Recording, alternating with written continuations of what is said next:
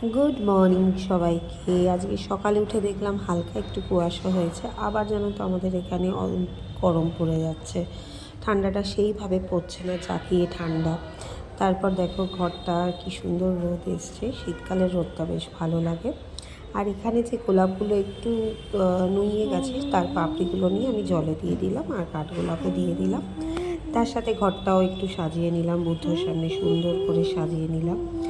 আর শীতকাল আসলে যেহেতু অনেক ফুল হয়, তাই আমারও ছাদের বাগানে অনেক গোলাপ গাছ লাগিয়েছি। সুন্দর গোলাপও হয়েছে, তোমাদের সাথে আজকে শেয়ার করব। তোমাদের কেমন লাগলো অবশ্যই বলো। আর এই পাপড়িগুলো শুকিয়ে কিন্তু তোমাদেরকে একটা নতুন ভিডিও দেখাবো আমি কি করি গোলাপের পাপড়ি। তো আজকের মতন ভিডিওটা এত দূর থাক, তোমাদের ভালো লাগলে অবশ্যই বলো। সবাই ভালো থেকো, সুস্থ থেকো, সাবধানে থেকো, আর নিজের অবশ্যই যত্ন নিও। টাটা।